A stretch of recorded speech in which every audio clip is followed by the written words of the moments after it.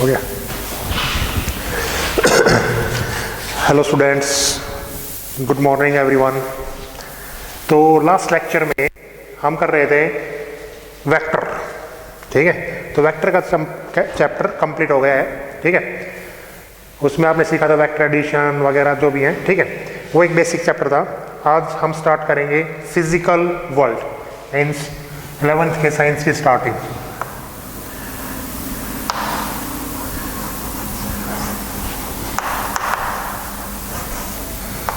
Physical world,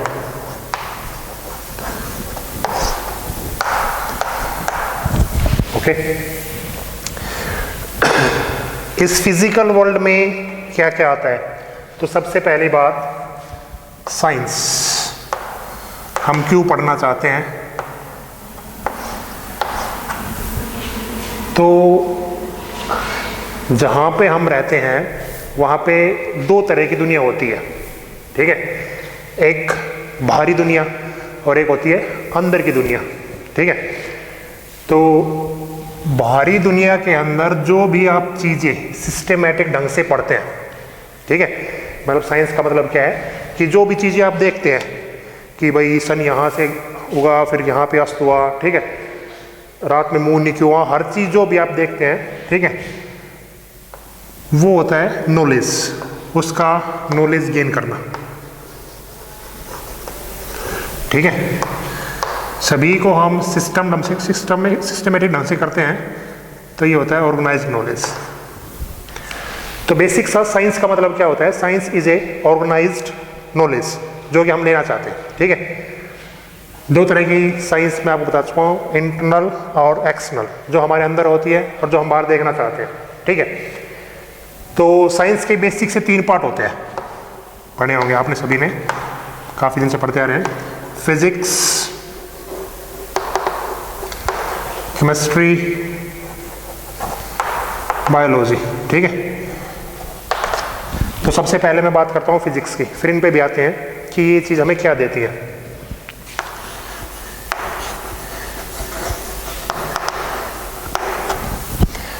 तो physics में हम क्या पढ़ेंगे? जो भी नेचर के अंदर फिनोमिना हो रहे हैं, ठीक है,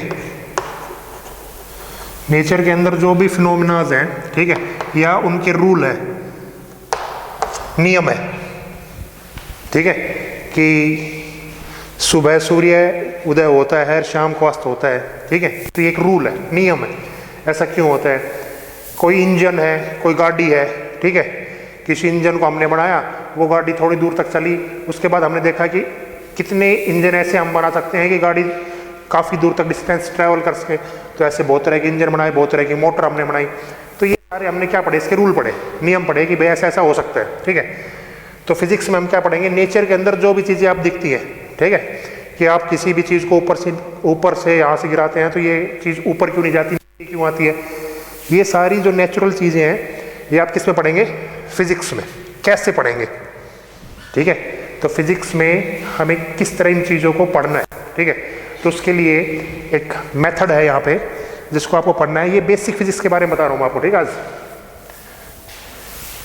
वो मेथड है, सबसे पहला जो जिससे हमें हर चीज़ को रिलेट करना है वो है साइंटिफिक मेथड।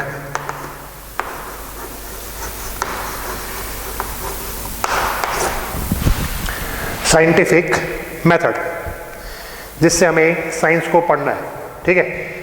ये क्या होता है? एक सिस्टेमैटिक अटेम्प्ट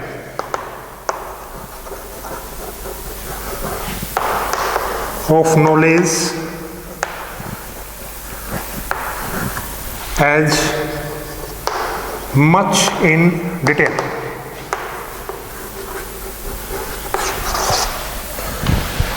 साइंटिफिक मेथड का मतलब क्या होता है कि किसी भी नॉलेज को आपको इकट्ठा करना है, लेकिन एक सिस्टेमैटिक ढंग से, ठीक है। मतलब कोई चीज़ अगर क्यों हो रही है, जैसे सूर्य ग्रहण होता है तो क्यों होता है, उसके ऊपर आपको एक सिस्टम से चलना है और सिस्टम से उस चीज़ को अटेम्प्ट करके आपको बताना है कि ये चीज़ें इस तरह होती है, ठीक है। तो साइंटिफिक मेथड के 6 प्रोसेस हैं जो बेसिकली फिजिक्स में चलते हैं, ठीक है। तो जो सबसे पहला मेथड होता है उसको हम कहते हैं ऑब्जर्वेशन। उसको हम क्या कहते हैं? ऑब्जर्वेशन। ऑब्जर्वेशन ऑब्जर्वेशन का मतलब आप समझ गए होंगे कि हमें चीज़ों को ऑब्जर्व जो करते हैं, जैसे जैसे पानी है, ठीक है। तो पानी आप देखते हैं कि आप इस पे पानी रखेंगे, अगर आप ऐसे करेंगे तो पानी हमेशा हायर से किस पोटेंशियल जाता है? लोअर पोटेंशियल जाता है ना, ऐसा लो से कभी हाई नहीं जाता, ठीक है। तो ये हमने एक ऑब्जर्वेशन बना ली कि भाई ऐसा तो होता है, ठीक है। ये हमने एक ऑब्जर्वेशन बना ली कि हम जहाँ भी देखेंगे तो पानी हमेशा कैसे बनता है? हायर से लोअर पोटेंशियल पे। उसके बाद तो ये एक ऑब्जर्वेशन हो गया अपने पास। उसके बाद आगे हम क्या काम करते हैं?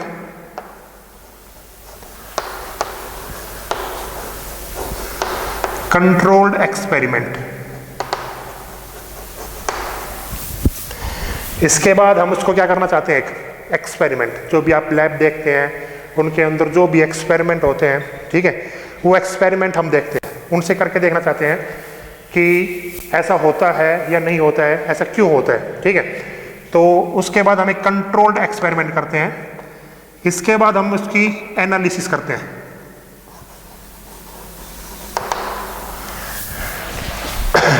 ठीक है। एनालिसिस का मतलब देखो, एनालिसिस में क्या क्या करते हैं? एक तो उसके हम पढ़ते हैं क्वालिटेटिव रिप्रेजेंटेशन, और एक हम पढ़ते हैं क्वांटिटेटिव।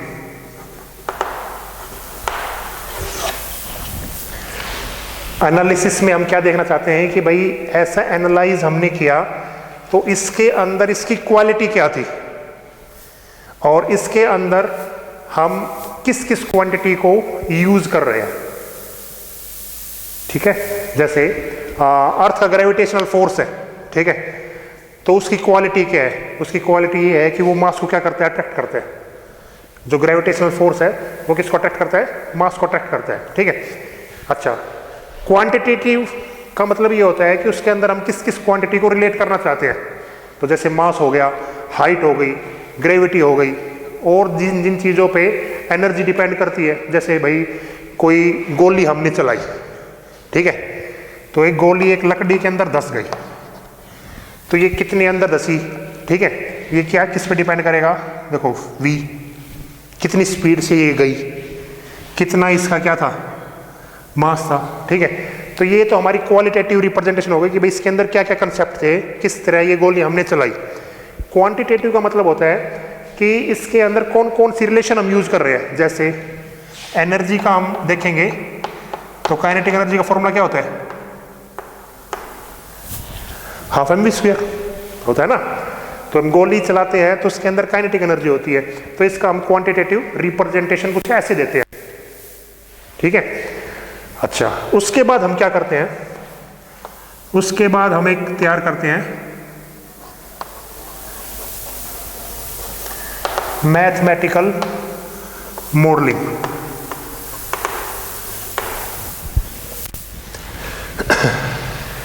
इन सभी चीज़ों को एनालाइज करके हम उनकी मैथमेटिकल मॉडलिंग करते हैं। मैथमेटिकल मॉडलिंग का मतलब क्या होता है कि एक फॉर्मूला हम जनरेट करते हैं, जैसे F is equal to G m1 m2 upon में क्या लगाते हैं? R square. पढ़ा है ये फॉर्मूला कभी आपने? तो इस फॉर्मूले में ये फॉर्मूला हमने क्यों बनाया, कैसे बनाया? तो हमने हर एक चीज़ों को अपनी तरफ देखा, ठीक है, कि भाई किसी बॉडी को हम सन की तरफ लेके जा रहे हैं तो कितना अट्रैक्टिव फोर्स है, किसी बॉडी को हम मून की तरफ लेके जा रहे हैं तो कितना अट्रैक्टिव फोर्स है। सभी फोर्सों को जब डिस्क्राइब करने का तरीका आया तो इसकी मैथमेटिकल रिप्रेजेंटेशन जब हमने दी तो कुछ ऐसे दी, F is equal to G m1 m2 upon में आर स्क्वायर। ये आर स्क्वायर ही क्यों हुआ, आर क्यूब क्यों नहीं हुआ, ठीक है। तो इनके पीछे बहुत सारी सालों की मेहनत होती है, जिसके कारण हम देख पाते हैं कि जो सारे रिजल्ट्स हैं वो हमारे कैसे आते हैं? सही आते हैं, ठीक है। समझ रहे हैं चीज़ों को? तो ये मैथमेटिकल मॉडलिंग, जो भी फॉर्मूले बने हैं उनको हम क्या कहते हैं? Mathematical modelling. जैसे v is equal to u plus a t, कोई भी फॉर्मूला, ठीक है। तो सबसे पहले हम क्या करते हैं? हर एक चीज़ की क्या देखते हैं? ऑब्जर्वेशन। कि भाई हमें नेचर में क्या क्या देखने को मिलता है, ठीक है। फिर उसके बेसिस पे हम क्या करते हैं, उस पर एक्सपेरिमेंट कि भाई ऐसा होता है या नहीं, ठीक है। उसके बाद हम उसको एनालिसिस करते हैं। एनालिसिस का मतलब कि उसके अंदर किस कारण से ऐसा होता है और कौन कौन सी क्वांटिटी इसके अंदर यूज होती है। उसके बाद इन सभी चीज़ों को जोड़ के हम क्या बनाते हैं, एक फॉर्मूला। क्या बनाते हैं, एक फॉर्मूला। उस चीज़ को हम क्या कहते हैं, मैथमेटिकल मॉडलिंग। क्या कहते हैं, मैथमेटिकल मॉडलिंग, ठीक है। हमने एक फॉर्मूला था। उसके बाद पांचवी जो चीज़ आती है उसको हम कहते हैं प्रेडिक्शन,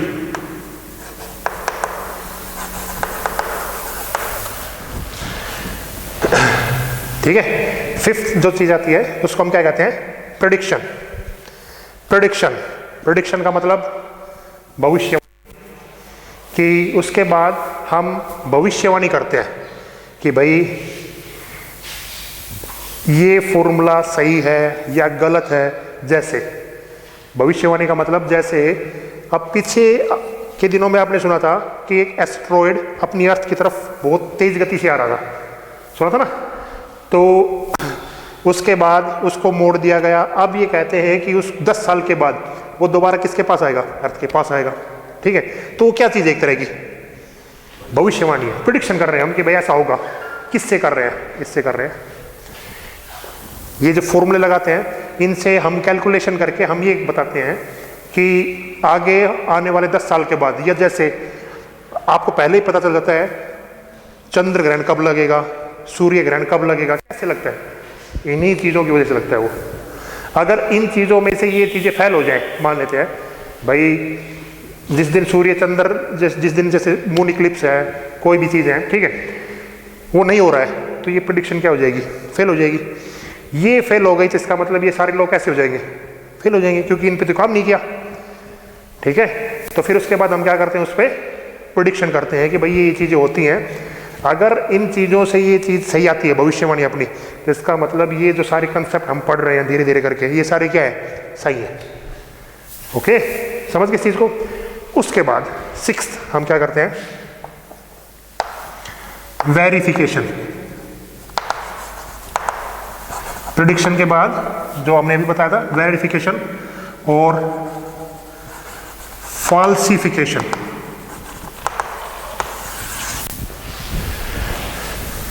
ठीक है, वेरिफिकेशन और फॉल्सिफिकेशन, ठीक है। इसमें देखो क्या करते हैं हम, जैसे हमने कोई चीज़ प्रेडिक्ट की कि अब से एस्ट्रॉयड 10 साल के बाद अपने अर्थ के पास से आएगा, उसके टकराने की संभावना बहुत ज़्यादा है, ठीक है। अगर ऐसा होता है तो 10 साल के बाद हम देखेंगे तो ये चीज़ अगर वेरीफाई होती है तो उसको हम क्या कह देंगे कि भाई ये सारे जो चीज़ हमने की हैं ये बिल्कुल क्या की हमने, परफेक्ट। क्या किए हैं, बिल्कुल परफेक्ट। फॉल्सिफिकेशन का मतलब क्या होता है, अगर वो गलती से गलत हो जाता है, अगर वो गलती से गलत हो जाता है कि भाई ऐसा नहीं होता है, ठीक है, तो इसका मतलब क्या है कि आपने सांप सीढ़ी का खेल देख रखा है ना, सांप सीढ़ी का। तो आप 99 तक पहुंच गए, लेकिन वहां पे सांप ने काट लिया और कहाँ पे आ गए आप, 5 पे आ गए। मतलब आपने इतनी सारी चीजें की, बहुत साल लगते इन चीजों करने में, और फिर उसके बाद भी रिजल्ट नहीं आया आपके पास, तो इसका मतलब आप दोबारा कहाँ पे आ गए, ग्राउंड पे आ गए। इतनी चीजें करने के बाद दोबारा वहीं पे आ गए अपने, ठीक है। तो इस चीज को हम क्या कहते हैं, फॉल्सिफिकेशन। तो ये साइंस के कुछ मेथड होते हैं पढ़ने के, ठीक है।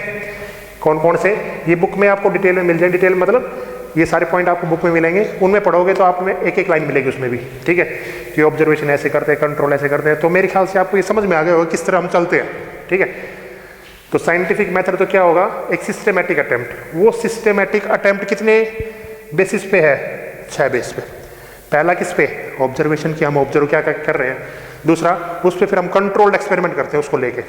तीसरा, उसको एनालाइज करते हैं। चौथा उसका क्या है, मैथमेटिकल मॉडलिंग। और पांचवा उसका क्या है, प्रेडिक्शन। 6th क्या है उसका, वेरिफिकेशन और फॉल्सिफिकेशन, ठीक है। तो एक लास्ट काम और करेंगे आज काम, उसको सुनिए आप थोड़ी देर के लिए, 5-10 मिनट के लिए।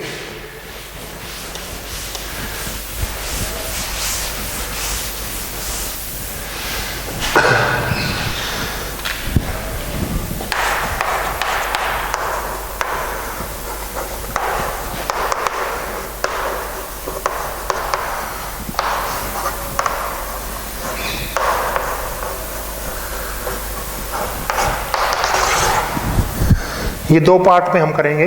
तो आज इसका फर्स्ट पार्ट हम पढ़ रहे हैं, ठीक है। तो फर्स्ट पार्ट में हम पढ़ चुके हैं पहले फिजिकल वर्ल्ड क्या होता है, उसके बाद किस किस तरह हम चलते हैं, साइंटिफिक मेथड क्या होता है, उसके प्रोसीजर क्या होते हैं।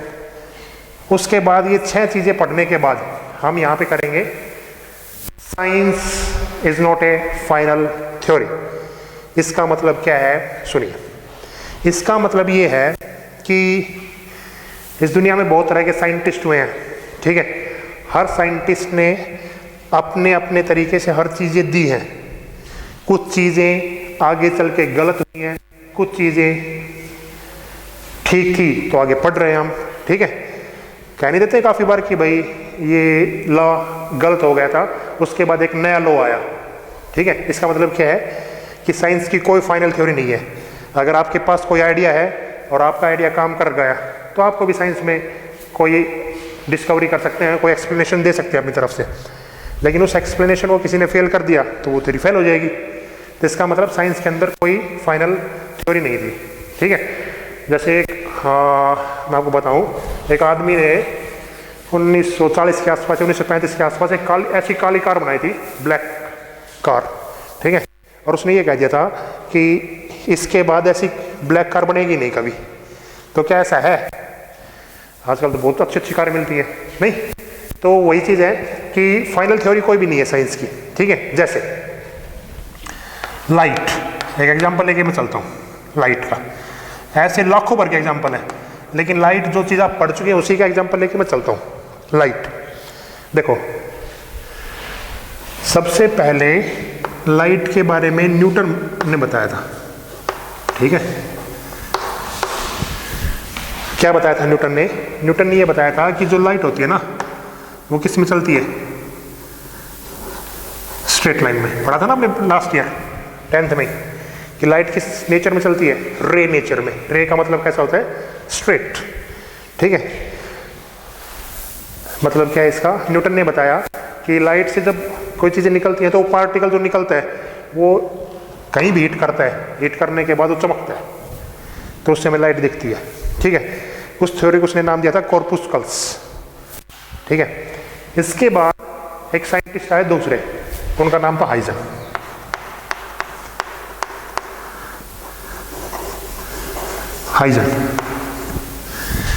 उन्होंने क्या बताया कि लाइट सीधी आती नहीं है भाई, लाइट नहीं आती सीधी।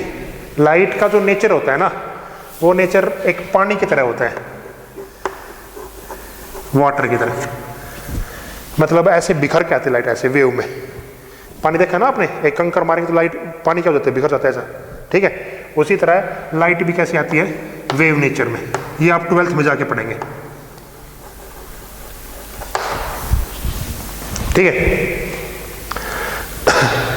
तो पहले ने ये बताया कि भाई लाइट कैसे चल रही थी? स्ट्रेट लाइन में। दूसरे ने बताया लाइट वेव में चलेगी, इस तरह, वेव नेचर में, ठीक है, जिस तरह पानी चलता है इस तरह, ठीक है। उसके बाद एक साइंटिस्ट और आए, उनका नाम था आइंस्टीन। सुन रखा हो इनके बारे में, ठीक है। इन्होंने क्या बताया? ऐसा इन दोनों को नकार दिया, ऐसा कुछ नहीं होता, लाइट में ऐसे कुछ नहीं होते। ये इसने कहा ना तो लाइट सीधी चलती है, ना लाइट वेव के रूप में चलती है। लाइट चलती है फोटोन के रूप में। किसके रूप में चलती है? फोटोन के रूप में। और आज तक हम इसको ऐसे ही पढ़ते आ रहे हैं, फोटोन के रूप में। लेकिन इसका मतलब ये नहीं है कि ये गलत थे, ये गलत थे। जब इसने इन दोनों पे एक्सपेरिमेंट करके देखा तो ये चीज़ें गलत आ रही थी। इसने लाइट का नेचर बताया था फोटोन, ठीक है। तो इसने हाइजन थ्योरी पे केस करके देखे फोटोन से, तो वो इससे रिलेट नहीं कर रहे थे। तो इसका मतलब क्या है कि ये जो तीनों चीज़ें हैं, ठीक है तो ठीक, ये तीनों चीज़ें कोई दिक्कत नहीं है, लेकिन ये भी काम नहीं आ रही, ये भी काम नहीं आ रही। अब हमारे काम क्या रहे? फोटोन। अब हम लाइट को किस नेचर में पढ़ते हैं? फोटोन नेचर में, ठीक है तो तीनों ठीक, ठीक है। तो साइंस की क्या नहीं है? अपनी कोई फाइनल थ्योरी नहीं है। अब इसके बाद अगर कोई लाइट के बारे में कुछ बताएगा तो उसका नाम आ जाएगा, ठीक है। तो इसमें तो क्या काम करते हैं? आइडियाज़ काम करते हैं। तो ये फर्स्ट पार्ट था आपका, scientific method, science is not A final theory. अगले पार्ट में हम क्या पढ़ेंगे? अगले पार्ट में पढ़ेंगे एक्साइटमेंट ऑफ फिजिक्स। ये फिजिक्स की एक्साइटमेंट क्या है? एक्साइटमेंट ऑफ फिजिक्स और इसके थ्रस्ट एरियाज।